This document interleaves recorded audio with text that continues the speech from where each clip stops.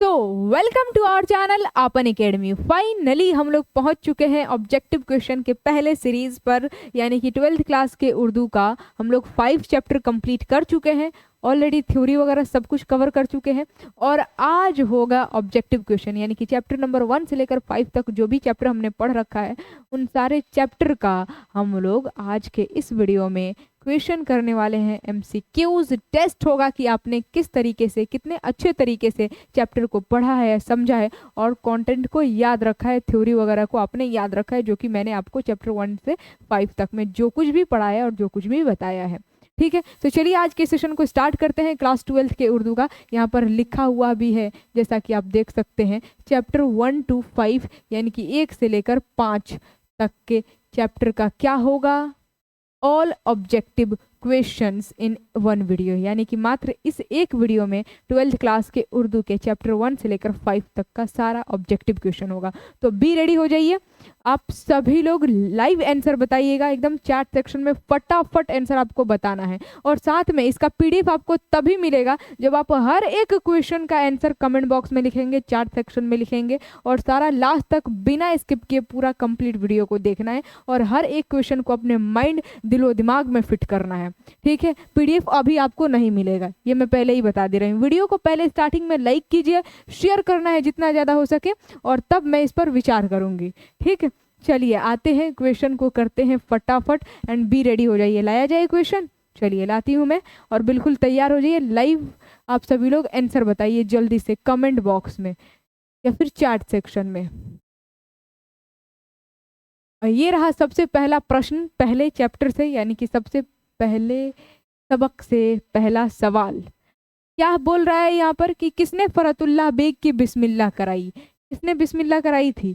तो मैंने आपको बताया था सैयद वलीउल्लाह, सैयद अब्दुल्ला है, सैयद वलीउल्लाह है, सैयद अहमदुल्लाह है और सैयद हशमतुल्लाह है। तो सही आंसर क्या होगा? Option number B.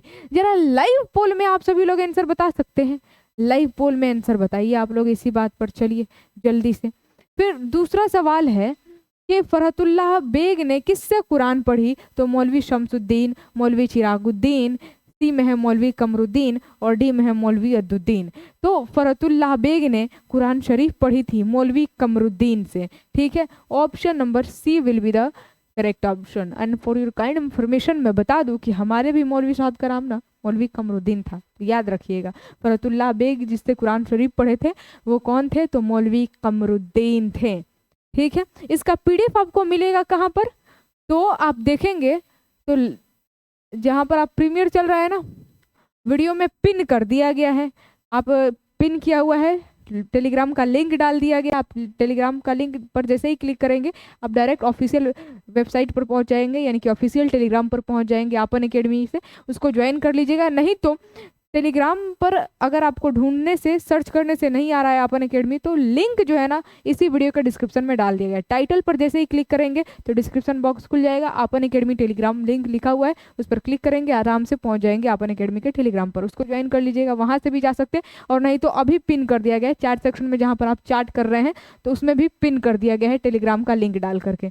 तो आप जिस तरीके से हो सके जुड़ जाए आपन एकेडमी पर, क्योंकि मैंने कल ही बता दिया था जितना भी नोटिफिकेशन देना होता है कि क्लास कितने बजे से होगी, कितने बजे से नहीं होगी, वो टेलीग्राम पर ही बता दिया जाता है। तो कल ही मैंने बताया था कि 2 बजे से क्लास होगा, 1 से लेकर 5 चैप्टर का सारा ऑब्जेक्टिव क्वेश्चन करेंगे। ठीक है, और पीडीएफ भी आपको वहीं पर मिलता है। तो मिर्जा फरतुल्लाह बेग ने इंटरमीडिएट की सिंध कहाँ से हासिल की?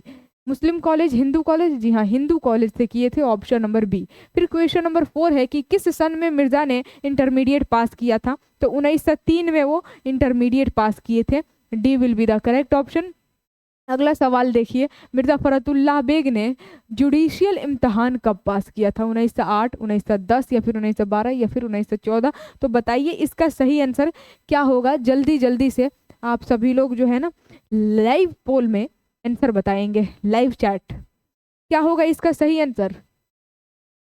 1910, ऑप्शन नंबर सी। देखिए 1908 है, 1910 है, 1912 है और 1914 है। तो मिर्जा फरतुल्लाह बेग ने जुडिशियल इम्तिहान 1910 में पास किया था। B will be the correct option हो जाएगा। मिर्जा फरतुल्लाह बेग ने हाई कोर्ट के मिर्जा फरतुल्लाह बेग जो है ना वो हाई कोर्ट के इंस्पेक्टिंग ऑफिसर कब बने थे? 1939 में ये बनाए गए थे।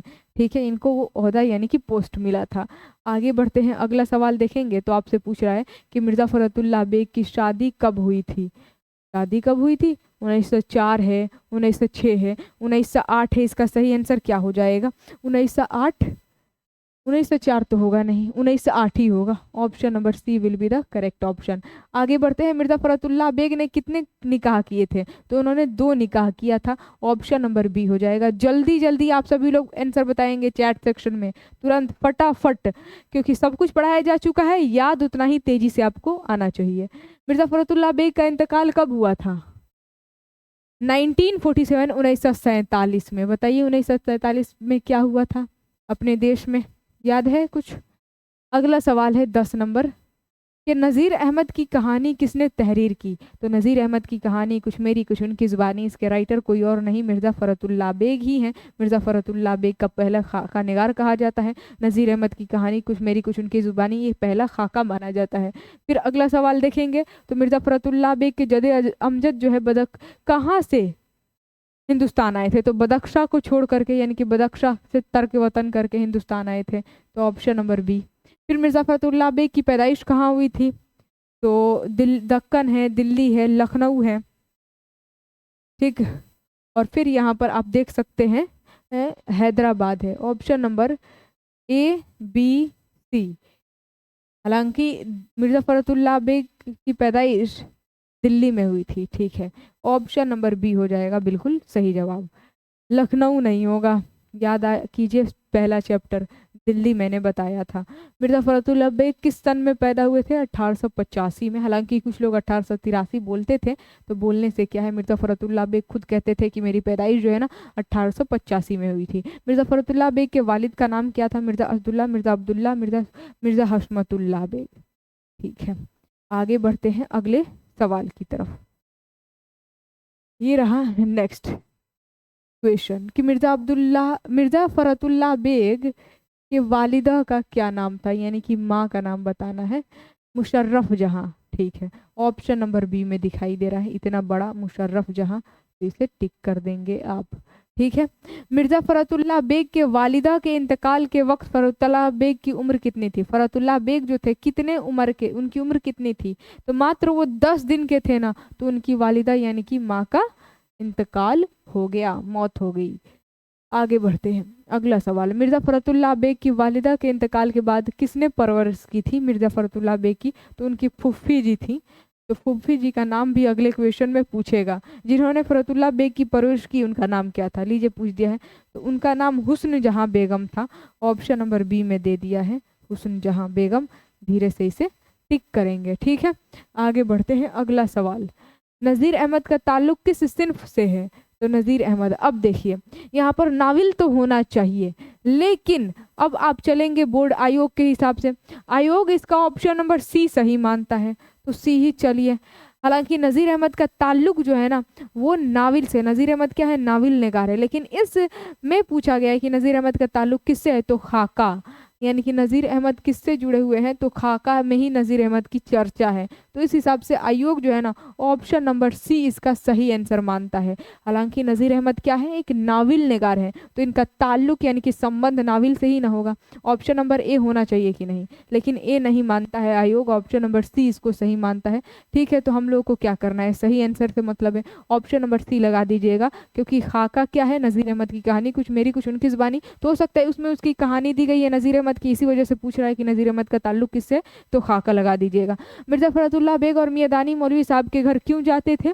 तो पढ़ने के लिए जाते थे, मुलाकात के लिए थोड़ा ना जाएंगे, फिर कहानी सुनने के लिए, खाना खाने के लिए भी जाएंगे ही नहीं, पढ़ने के लिए जाएंगे। किस अरबी शायर से मुतालिक सबक पढ़ाने के दौरान मियाँ रज़ा की छुट्टी हो गई थी? तो वो शायर थे मुतनब्बी। मुतनब्बी की शेर ही पढ़ रहे थे मिस्टर रज़ा कि मौलवी साहब गुस्सा हो गए। उनका गुस्सा जो है ना 110 डिग्री से भी ऊपर चला गया, एकदम खतरनाक तरीके से गुस्सा होकर अपने शागिर्द को ही अपने ट्यूशन से निकाल दिए। फरतुल्लाह बेग शेर ख्वानी में किस तरह की गलतियां करते थे? तो शेर ख्वानी में फरतुल्लाह बेग यानी कि शेर पढ़ने के दौरान ये एराब की बहुत ज़्यादा गलती करते थे, यानी कि ज़बर ज़ेर पेश की सबसे ज़्यादा गलती होती थी। ठीक है, तो ऑप्शन नंबर बी हो गया बिल्कुल सही आंसर। आगे बढ़ते हैं, अगला सवाल। मिर्जा के मज़ामीन फरहत कितनी जिल्दों में शाये हुआ? फास्ट में आंसर करा रही हूँ, आप सभी लोग फास्ट ही बताइएगा। ठीक है, 7 जिल्दों में शाये हुआ था। Option number C will be the correct option. अब जल्दी जल्दी आप सभी लोग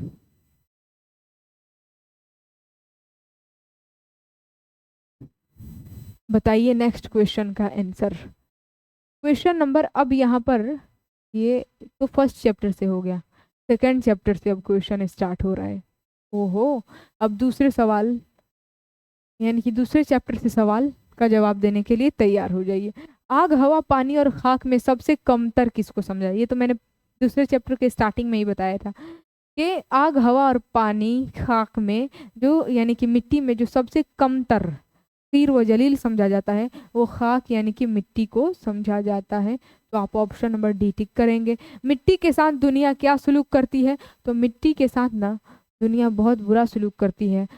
दुनिया के सभी लोग अपने पाँव से रौंदते हैं मिट्टी को, तो पाँव से रौंदती है। ऑप्शन नंबर सी हो जाएगा बिल्कुल सही जवाब। चंबेली और मोतिया के तेल से भी कौन तेल अहम है? तो वो है मिट्टी का तेल। हमारे लिए सबसे ज़्यादा ज़रूरत के लिहाज से कौन इम्पोर्टेंट है, कौन सा तेल अहम है?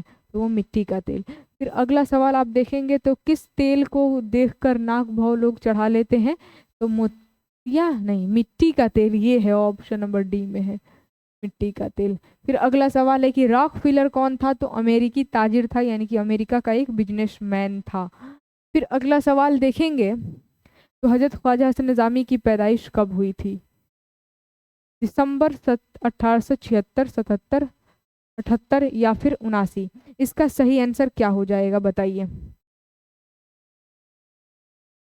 1878, 76, 77, 78, 79? मुझे 1878 जहाँ तक लगता है, ऑप्शन नंबर सी हो जाएगा, दिसंबर 1878। ठीक है, डेट वगैरह जो है ना आपको एक अलग से याद रखने का मैं ट्रिक बताऊंगी।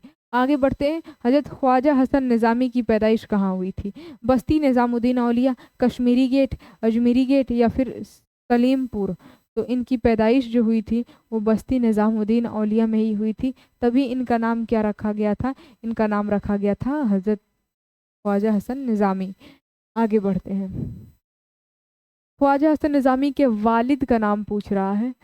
वालिद सैयद आशिक अली, ठीक है, सैयद आशिक अली निज़ामी नाम था इनके वालिद, यानी ऑप्शन नंबर ए ही हो जाएगा, दूसरी जगह जाने की ज़रूरत नहीं है। फिर ख्वाजा हसन निज़ामी की वालिदा का नाम क्या था? तो सैयदा मैमूना बेगम, सैयदा चहेती बेगम, हाँ सैयदा चहेती बेगम हो जाएगा। Option number B will be the correct option. अगला सवाल देखिए क्या कह रहा है कि ख्वाजा हसन निज़ामी नाम का नाम वालिदैन ने क्या रखा था, यानी कि उनके पिताजी माता पिता इनका नाम क्या रखे थे? तो कासिम अली रखे थे, ऑप्शन नंबर बी। ठीक है, ख्वाजा हसन निज़ामी का इंतकाल कब हुआ? अलिफ यानी कि ए में 31 जुलाई 1953, 31 जुलाई 1954, 31 जुलाई 1955 या फिर 31 जुलाई 1956? तो 31 जुलाई 1955 हो जाएगा, option number C will be the correct option. आगे बढ़ते हैं, अगला सवाल। ख्वाजा हसन निज़ामी कहाँ दफन हुए? तो वहीं पर बस्ती निज़ामुद्दीन औलिया में ही वो दफन हुए थे, ऑप्शन नंबर ए में दे दिया है। फिर अगला सवाल है कि ख्वाजा हसन निज़ामी ने कितने दिनों कबल अपनी कब्रिस्तान तैयार करा ली थी? तो 50 साल पहले ही वो अपनी कब्रिस्तान तैयार करवा लिए थे, सी हो जाएगा बिल्कुल सही आंसर। ठीक है, आगे देखते हैं, जल्दी जल्दी क्वेश्चन करते हैं। हजरत निज़ामुद्दीन औलिया की सवाना उम्री किस नाम से तरतीब दी? तो निज़ामी बंसुरी के नाम से, निज़ामी बंसुरी के नाम से ही तो वो लिखे थे। रॉकफेलर कौन था? तो अमेरिका का मिट्टी के तेल की तजारत करने वाला इंसान। ठीक है, ये हो जाएगा बिल्कुल सही, मिट्टी के तेल का बिजनेस करता था वो। यहाँ तक खत्म। अच्छा, अब अगले चैप्टर से स्टार्ट हो रहा है नेक्स्ट क्वेश्चन। अब बताइए इसका सही आंसर क्या होगा? भूख तोड़ने की इस्तिलाह क्या है? भूख तोड़ने की जो है वो इस्तिलाह क्या है? खाना, नाश्ता या फिर रोज़ा या फिर शहरी? तो भूख तोड़ने की जो इस्तिलाह है वो माना जाता है किसको? नाश्ता को माना जाता है, नाश्ता को मानते हैं हम इसे। जहां तक मुझे लगता है नाश्ता ही होगा, ऑप्शन नंबर बी, खाना नहीं होगा। आप लोग बताइए क्या हो सकता है? रोजा होगा? नहीं। भूख तोड़ने की इस्तिलाह आपके चैप्टर में नाश्ता को माना गया है। किसको माना गया है? नाश्ता को। रोजा नहीं होगा, सेहरी भी नहीं होगा। ऑप्शन नंबर बी लगा रहे हैं तो आपका जवाब बिल्कुल सही है। अरबी में नाश्ता को क्या कहते हैं? अरबी में नाश्ता को फतूर कहा जाता है। फिर अगला सवाल देखिए, ऑप्शन नंबर ए फतूर will be the correct option. फतूर के मानी बताइए। फतूर का मानी बताने, फतूर का मतलब होता है तोड़ने के। फतूर का मतलब क्या होता है? तोड़ने के। अब फतूर से इफ्तार बना है, रोजा की भूख को तोड़ना। सुर्खी से क्या मुराद है? उन्वान यानी कि टाइटल, जो लाल कलर के कलम से टाइटल डाला जाता है। फिर अगला, लाल यानी कि सुर्ख कलर। अहदी का मतलब पूछ रहा है, अहदी। अहदी का मतलब होता है काहिल, ठीक है। और ये दोनों पर अगर अहदी है तो इसको कहा जाता है एक, यानी कि वाहिद। कोई भी एक चीज को अहदी कहा जाएगा। कलई खोलना का मतलब क्या होता है? तो कलई खोलना का मतलब होता है ऐब को जाहिर कर देना, यानी कि राज खोल देना। और कलई फेरना का मतलब होता है ऐब को छुपा देना, यानी कि राज को छुपा देना। A will be the correct option. आगे बढ़ते हैं जल्दी जल्दी से। शिबली नमानी की सीरत की किताब सीरतुन नबवी किसने मुकम्मल की थी? तो वो सैयद सुलेमान नदवी ही है जिन्होंने मुकम्मल की थी। सैयद सुलेमान नदवी कब पैदा हुए थे? 22 नवंबर 1882, 22 नवंबर 1883, या फिर 22 नवंबर 1884, या फिर 22 नवंबर 1885। तो 22 नवंबर 1884 में ये पैदा हुए थे, ठीक है। Option number C will be the correct option. आगे बढ़ते हैं। तो ये सुलेमान नदवी कहाँ पैदा हुए? तो दसना नालंदा ज़िला में, ठीक है, नालंदा ज़िला में मरदुम खेज बस्ती में ये पैदा हुए थे, जो दसना नालंदा ज़िला में वाक़ था। सैयद सुलेमान नदवी के वालिद का नाम सैयद हकीम सैयद अबुल हसन, सैयद नूरुल हसन, सैयद अनवारुल हसन। तो हकीम सैयद अबुल हसन हो जाएगा। Option number A will be the correct option, ठीक है। आगे बढ़ते हैं अगले सवाल की तरफ। सैयद सुलेमान नदवी ने कहाँ से आलमियत की, यानी कि वो इल्म हासिल किए थे? आलमियत कहाँ से किए थे? दारुल उलूम नदवतुल उलमा दिखाई देगा, ऑप्शन नंबर बी में कहीं दिखाई दे रहा है ना? बी में दिख रहा है, ठीक है। फिर अगला सवाल है कि सैयद सुलेमान नदवी के अदबी उस्ताद कौन थे? मौलाना अबुल कलाम आज़ाद, अब्दुल हलीम परशरर, या फिर शिबली नमानी, या फिर मौलाना ना फारूक। तो यहाँ पर आप देखेंगे तो सैयद सुलेमान नदवी के अदबी उस्ताद जो थे वो शिबली नमानी थे। Option number C will be the correct option. आगे बढ़िए, यहाँ पर क्या बोला गया है कि सैयद सुलेमान नदवी का इंतकाल कब हुआ? 23 नवंबर 1950, 23 नवंबर 1951, 23 नवंबर 1952, या फिर 23 नवंबर 1953। तो ऑप्शन नंबर अगर आप डी लगा रहे हैं 23 नवंबर 1953, तो आपका जवाब बिल्कुल सही है, 53 ही हो जाएगा। 53 में ही इनका इंतकाल हुआ था। आगे बढ़ते हैं अगले सवाल की तरफ। इंशाइया की सिन्फ क्या है?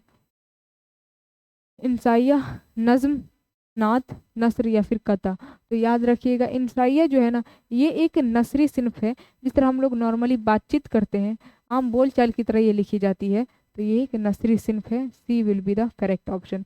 वजीर आगा का ताल्लुक किस इसनाफ से है? तो इनका इंशाइया से है। वजीर आगा क्या लिखे हैं? तो इंशाइया लिखे हैं। Option number A will be the correct option. आगे बढ़ते हैं अगला सवाल देखिए। वजीर आगा की किताब का नाम क्या है? ऑप्शन देखिए क्या क्या ऑप्शन में दिया है। तख्लीकी अमल दिया है, रद्द अमल दिया है, आज का अमल दिया है, नेक अमल दिया है। तो आपको पता होनी चाहिए वजीर आगा का जो किताब है उसका नाम है तख्लीकी अमल। A will be the correct option. फिर है वजीर आगा की किताब लफ्ज़ों की छागल क्या है? लफ्ज़ों की छागल क्या है? ये अदबियात है, कुल्लियात है, या फिर तखयुलात है, या फिर किताबियात है? तो वजीर आगा की किताब जो है ना, ये एक कुल्लियात है। क्या है? कुल्लियात। Option number B will be the correct option. आगे बढ़ते हैं अगले सवाल की तरफ। इंशाइया किस मोड़ की पैदावार है? ये तो बहुत ही आसान सवाल है, बहुत ही ज़्यादा आसान सवाल। हर इंसान को, हर शख्स को पता है कि इंशाइया जो है ना शगुफ्ता मोड़ की पैदावार है। ऑप्शन नंबर ए। संजीदा नहीं होगा, गमगीन उदासी नहीं। क्वेश्चन नंबर 6 है कि वजीर आगा की पैदाइश कब हुई? 1920, 1921, 1922 या फिर 1923? तो आपको बता दूं मैं, वजीर आगा की पैदाइश 1922। ऑप्शन नंबर सी लगाइए। क्या आपने ऑप्शन नंबर सी लगाया है? अगर आपका ऑप्शन नंबर सी आया है तो बिल्कुल सही जवाब है। आगे बढ़ते हैं। वजीर आगा की पैदाइश कहाँ हुई थी? दिल्ली में, लखनऊ में, कलकत्ता या फिर पाकिस्तान के सरगोदा में? तो पाकिस्तान का सरगोदा, ये तो बहुत ही ज़्यादा आसान है कि नहीं? तो ऑप्शन नंबर डी हो जाएगा, पाकिस्तान के सरगोदा में ही। अगला सवाल कि वजीर आगा ने किस मौजू पर पीएचडी की डिग्री हासिल की? गज़ल, नज़्म, कसीदा या फिर तंज व मज़ा? तो तंज व मज़ा ही हो जाएगा। क्या हो जाएगा? तंज व मज़ा हो जाएगा। तंज व मज़ा में ही क्या था, इन्होंने पीएचडी की डिग्री हासिल की थी। इक्तिसाब का मतलब क्या होता है? इक्तिसाब का मतलब याद रखना है, इक्तिसाब, इक्तिसाब का मतलब होता है ज़ाती मेहनत से हासिल करना। ठीक है, आप अब कॉन्शियस माइंड से कोई काम कर रहे हैं जो आपको पता है कि आप क्या कर रहे हैं और उसको चाहते हैं, वो चीज़ सीखना चाहते हैं, जैसे कि भाषा का अर्जन और अधिगम होता है, तो उसी तरीके से यहाँ पर इक्तिसाब। आप तो हिंदी भाषा, क्योंकि जो जिस लैंग्वेज बोलने वाले परिवार में आप पैदा होते हैं वो अपने आप सीख जाते हैं। बाकी दूसरा कोई भाषा सीखने के लिए आप मेहनत करते हैं ना, जैसे कि इंग्लिश है, तो इंग्लिश सीखने के लिए आप मेहनत कर रहे हैं। ज़ाती मेहनत से अगर कोई चीज़ हासिल करो तो उसी को इक्तिसाब कहा जाता है। इबलाग का मानी क्या है? तो पहुँचाना। ऑप्शन नंबर ए हो जाएगा बिल्कुल सही आंसर। ठीक है, आगे बढ़ते हैं। अगला सवाल, इंसान की आखिरी हिजरत क्या है? ये बहुत ही आसान सवाल है। इंसान की आखिरी हिजरत है मौत। तो अब्दी सफ़र लगा देंगे, ऑप्शन नंबर ए। अगर ऑप्शन में मौत नहीं दिया रहेगा तो ए लगाएंगे। फिर है अगला सवाल कि अहमद जमाल पाशा की पैदाइश कब हुई? 1927, 28, 29 या फिर 30? तो अहमद जमाल पाशा की पैदाइश हुई थी 1929। पूछ रहा है अहमद जमाल पाशा से भी सवाल है। आगे बढ़ते हैं। अगला सवाल, अहमद जमाल पाशा की पैदाइश कहाँ हुई थी? हैदराबाद, इलाहाबाद, जहानाबाद या फिर मुरादाबाद? आपको क्या लगता है, अहमद जमाल पाशा की पैदाइश हैदराबाद, इलाहाबाद? नहीं, हैदराबाद तो कहीं पर भी नहीं दिया गया है, इलाहाबाद ही होगा। जहानाबाद या फिर मुरादाबाद भी अभी तक मैंने आपको नहीं पढ़ाया है कि किसी की पैदाइश हुई है। तो सही जवाब ऑप्शन नंबर बी, इलाहाबाद हो जाएगा। अहमद जमाल पाशा के वालिद कौन है? शफाअत हुसैन, शजाअत हुसैन? शजाअत हुसैन ही है। बाकी सब ऑप्शन पर जाने की ज़रूरत ही क्या है? ऑप्शन नंबर बी हो जाएगा, शजाअत हुसैन। आगे बढ़ते हैं अगले सवाल की तरफ।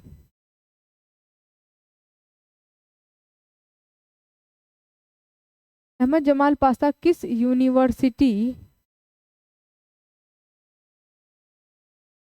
यूनिवर्सिटी से एमए किए हैं?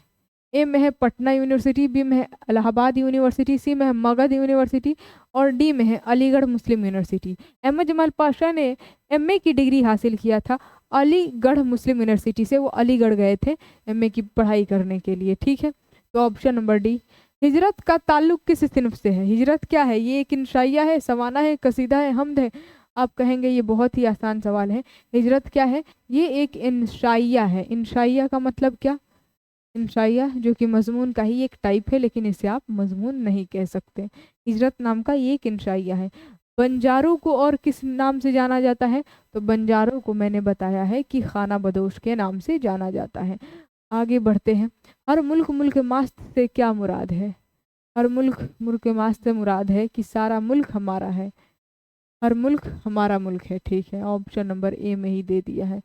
फिर है इंशाइया हिजरत में कितने मुल्कों का नाम आया है? तो 3 आप लगाएंगे। Option number C will be the correct option. जन्नत से किसे हुक्म सफ़र हुआ? तो हज़रत आदम अलैहिस्सलाम को हुक्म सफ़र हुआ था। सबसे पहले हज़रत आदम अलैहिस्सलाम इस दुनिया पर हिजरत करके आए, उसके बाद से उनसे दुनिया आबाद हुई। और याद रखिएगा, आदम आदम से ही आदमी बना हुआ है। ठीक है, वजीर आगा, हम सभी इंसान क्या कहलाते हैं? आदमी कहलाते हैं।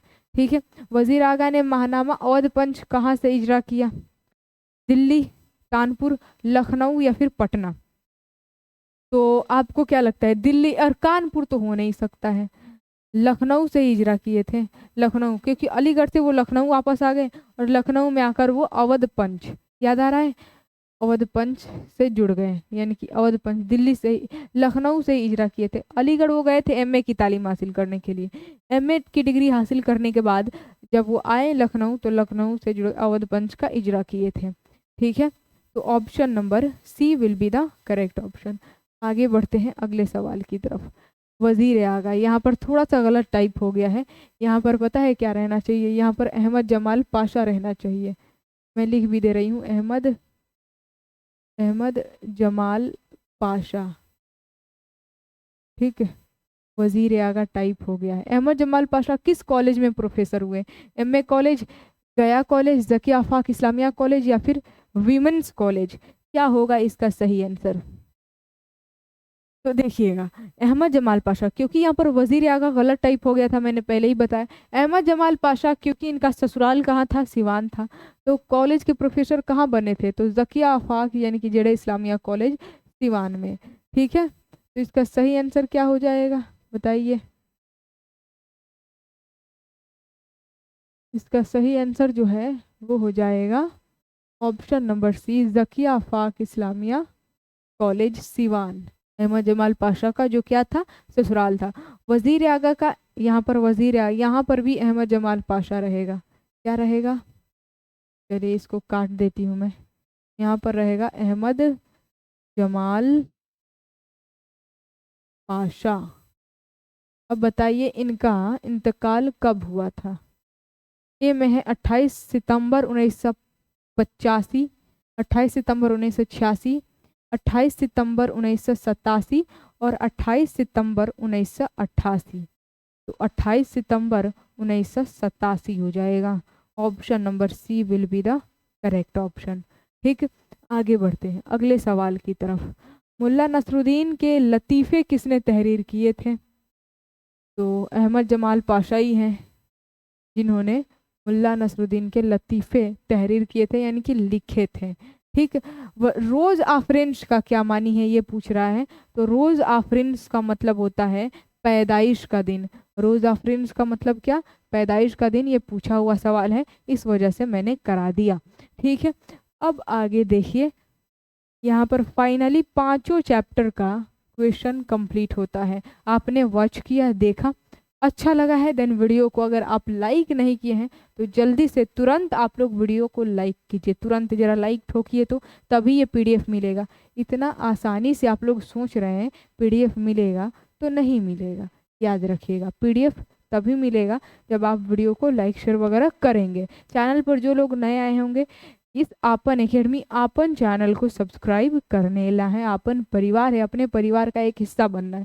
साथ में कमेंट बॉक्स में लिखना है कि आज का ये ऑब्जेक्टिव सीरीज़ का ये जो क्लास था, ये पहला क्लास, ऑब्जेक्टिव सीरीज़ का पहला क्लास था, तो कैसा रहा कमेंट बॉक्स में लिखकर बताना है। आपका कितना सही हुआ, 1 से लेकर 5 चैप्टर तक जितना भी क्वेश्चन किए, इसमें आपका कितना सही हुआ, कितना गलत हुआ, ये आप लोगों को कमेंट बॉक्स में लिखकर बताना है। और आज का ये क्लास कैसा रहा साथ में शेयर करना है।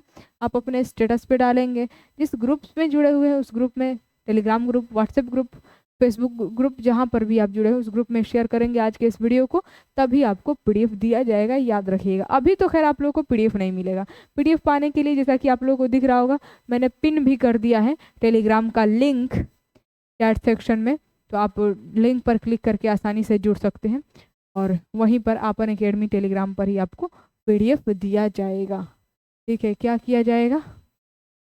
पीडीएफ दिया जाएगा। ज्ञापन एकेडमी, ज्ञापन में बोल रही हूँ, आपन एकेडमी अपना परिवार अब हो गया है ना, आपन एकेडमी, तो आपन एकेडमी पर ही आपको दिया जाएगा। ठीक है, तो फाइनली आज का ये 1 से लेकर 5 तक जो हमने ऑब्जेक्टिव किया था, ये सारा ऑब्जेक्टिव यहाँ पर ऑब्जेक्टिव जो है ना वो कंप्लीट होता है 1 से लेकर 5 तक। अब फिर अगले वीडियो से हम लोग क्या करेंगे, अगले वीडियो से 6 चैप्टर पढ़ेंगे, फिर 7, फिर 8, फिर 9 और फिर 10। जैसे ही 10 तक ख़त्म होगा तो 6 से लेकर 10 तक का फिर अगले वीडियो में हम लोग क्या कर लेंगे, आराम से उसका ऑब्जेक्टिव कर लेंगे। तो बताइए आज का ये सेशन कैसा रहा, कमेंट बॉक्स में लिख कर जाइएगा। अच्छा रहा दिन वीडियो को लाइक शेयर वगैरह, चैनल को सब्सक्राइब वगैरह कर देना है, ठीक है। तो इसी के साथ मैं आप सभी लोगों से विदा लेती हूँ। हंसते रहिए, मुस्कुराते रहिए, खेलते रहिए, खिलाते रहिए, खिलखिलाते रहिए, स्वस्थ रहिए, मस्त रहिए। बाय बाय, टेक केयर, जय हिंद और खुदा हाफिज़।